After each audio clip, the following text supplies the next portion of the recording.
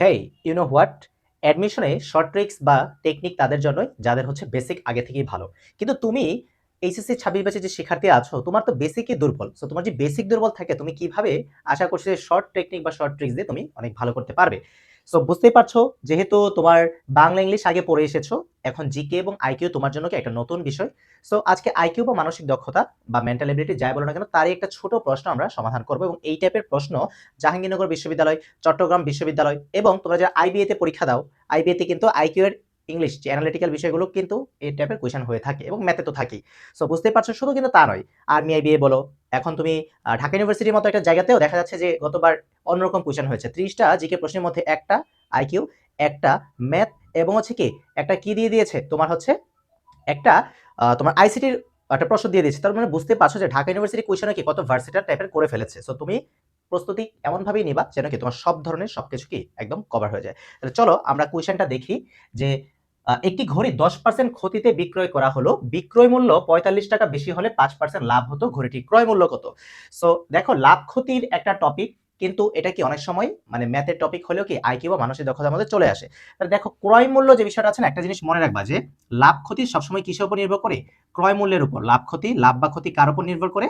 এই ক্রয় মূল্যের উপর নির্ভর করে। সাপোজ আমি 2 টাকা দিয়ে একটা পণ্য কিনেছি, আমি 5 টাকায় সেটা বিক্রি করেছি, তাহলে কি আমার হচ্ছে লাভ হলো। আবার 2 টাকা দিয়ে একটা পণ্য কিনে আমি 1 টাকায় বিক্রি করেছি, সেখানে কিন্তু আমার ক্ষতি হয়েছে। তাহলে লাভ ক্ষতি তাহলে কার উপর নির্ভরশীল? ওই যে কেনা দাম মানে ক্রয় মূল্য, তার উপর নির্ভরশীল। এবং কথিত আছে যে ক্রয় মূল্যকে সবসময় কত 100 টাকা ধরে নেওয়া ভালো। ঠিক আছে, একটা ম্যাথে ক্রয় মূল্য সবসময় 100 টাকা, লাভ ক্ষতির ম্যাথে ক্রয় মূল্য 100 টাকা আমরা কি ধরে নেই। ঠিক আছে, কারণ 5% ক্ষতিতে কি বিক্রয় মূল্য যদি বলে, তাহলে কি ক্রয় মূল্য 100 টাকা হলে বিক্রয় মূল্য কত? আমার 5% ক্ষতি 100 মাইনাস 5 কত? 95। এই আর কি বিষয়টা, কেন যে ক্রয় মূল্য আমরা 100 টাকা ধরি। তাহলে এইখানে যে বললো 10% ক্ষতিতে বিক্রয় করা হলো, তাহলে আমি কি করতে পারি? আমি কিন্তু বলতে পারি যে 10% ক্ষতিতে, তাই না, 10% ক্ষতিতে বিক্রয় মূল্য, 10% ক্ষতিতে আমি কি করতে পারি? বিক্রয় মূল্য কি হবে? 100 মাইনাস 10 টাকা, আমার তাহলে কত হচ্ছে? 90 টাকা কিন্তু হচ্ছে। আচ্ছা, এই একটা গেল। তারপরে লাইন, 45 টাকা বিক্রয় মূল্য বেশি হলে 5% লাভ হতো। তাহলে আবার 5% লাভ আছে যেহেতু, তাহলে আমি কি করব? 5% লাভে বিক্রয় মূল্য, এটা কি হবে?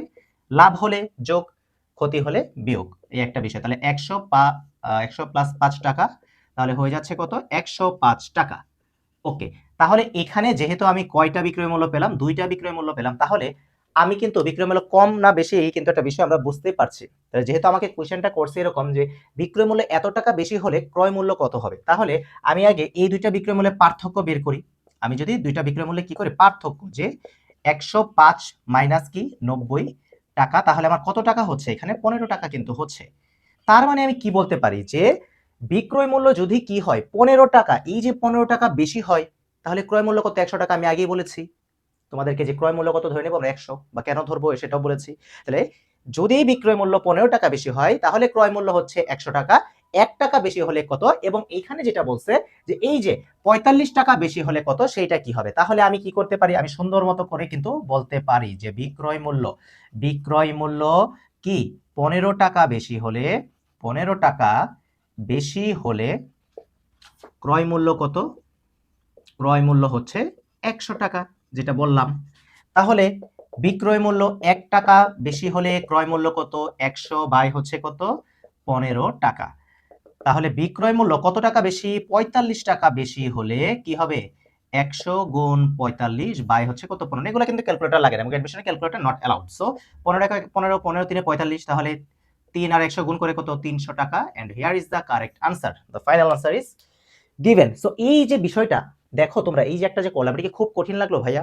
খুবই সহজ কিন্তু একটা বিষয়, কিন্তু তুমি আজকে তোমাকে আমি বুঝিয়ে দিয়েছি, বেসিকের কিছু বিষয় হালকা পাতলা কথা বলেছি দেখে তোমার কাছে আজকে সহজ লাগছে, কিন্তু তোমার কাছে কি আগে কিন্তু এটাই কঠিন লেগেছে।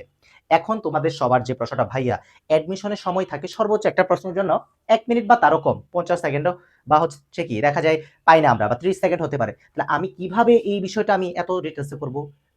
শোনো, তুমি যখন বেসিক বুঝে একটা বিষয় শিখলা, এবং অ্যাডমিশনের এই 3টা মাস যাবত যখন তুমি টানা এই টাইপের বিষয় প্র্যাকটিস করবা, তখন এমসিকিউ করতে কিন্তু তোমার বেশি সময় লাগবে না। আচ্ছা, কি বলছে ক্ষতি? তাহলে 90 টাকা। তাহলে কি বলছে লাভ? মানে 105 টাকা। তাহলে 105 মাইনাস 90 কত? 15। তাহলে 15 টাকা বেশি হলে 100 টাকা, 1 টাকা বেশি হলে কত?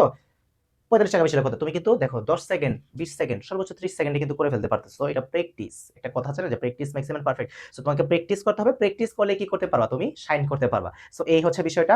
আর আমি কথা বাড়াবো না, আশা করছি এই বিষয়টা তোমরা বুঝতে পেরেছো। এবং এই টাইপের আরো এরকম বিষয়বস্তু পেতে তোমরা আমার পেজ জিকে উইথ তাইফ এবং YouTube channel GK with Taif ও জিকে উইথ তাইফ 2.0 তে যুক্ত হয়ে যাও এবং সেই সাথে তোমাদের ফ্রেন্ড সার্কেলের সাথেও এই বিষয়গুলো শেয়ার করে দাও। 25 ব্যাচ হও, ফার্স্ট টাইমার, 26 ব্যাচ হও, সেকেন্ড টাইমার হও, যাই হও না কেন তুমি, তোমার সব জায়গায় কিন্তু এই টাইপের কোয়েশ্চেন আসতেই পারে। কারণ এখন ঢাকা ইউনিভার্সিটি যেহেতু আইকিউ দিচ্ছে, বলা যায় না এই টাইপের প্রশ্ন দিয়েও দিতে পারে। সো আশা করছি তোমাদের প্রস্তুতি অনেক ভালো হবে, সবকিছু মিলে তোমরা কি অনেক ভালো করবে ইনশাল্লাহ।